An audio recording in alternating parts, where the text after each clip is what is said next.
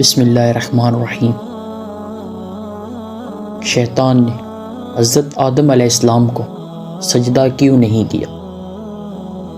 خداوند متعال نے فرشتوں کو خطاب کر کے کہا، میں نے انسان کو گیلی مٹی سے بنایا، جب اسے مکمل کر دوں اور اس میں اپنی روح پھونک دوں تو تم سارے کے سارے سجدے میں گر جانا۔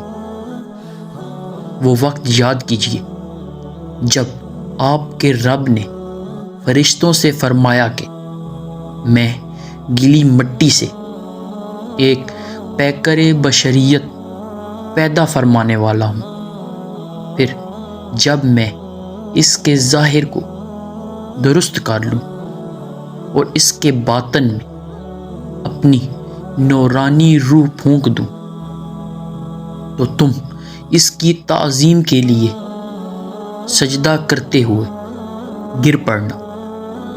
اور دوسری آیت میں فرمایا، جب حضرت آدم علیہ السلام نے خدا سے تعلیم حاصل کی اور انہوں نے فرشتوں کو اس ماں کی حقیقت سے آگاہ فرمایا تو خداوند متعال نے فرشتوں کو حکم دیا کہ حضرت آدم علیہ السلام کا سجدہ کریں۔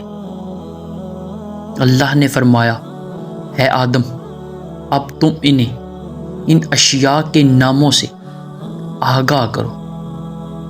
بس جب آدم علیہ السلام نے انہیں ان اشیاء کے ناموں سے آگاہ کیا، خالصاً یہ کہ ملائکہ، خدا عز و جل کی روح اور حضرت آدم علیہ السلام کی علمی طاقت کے آگے سجدہ ریز ہو گئے، مگر شیطان نے حضرت آدم علیہ السلام کی خلقت کے پہلے مرحلے کو نگاہ میں رکھا، اور اس وقت خداوند متعال نے اس سے خطاب کر کے کہا، میں تجھے سجدہ کا حکم دیا، کس چیز نے تجھے سجدہ کرنے سے روکا؟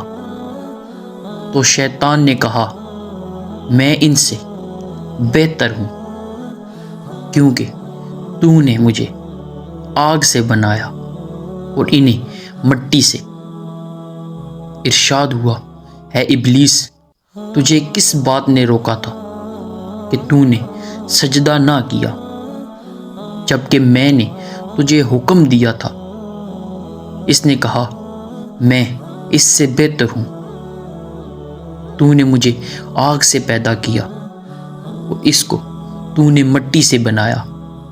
یعنی شیطان نے خود کو حضرت آدم علیہ السلام کی ظاہری خلقت سے مقابلہ کیا اور کہتا کہ میں ان سے بہتر ہوں، اس لیے میں آدم کو سجدہ کبھی نہیں کروں گا۔ پھر اللہ تعالیٰ نے حضرت آدم علیہ السلام کو پیدا کر کے اور ابلیس کو ہمیشہ کے لیے دفع کر دیا اور اس پر اپنی لعنت بھیجی۔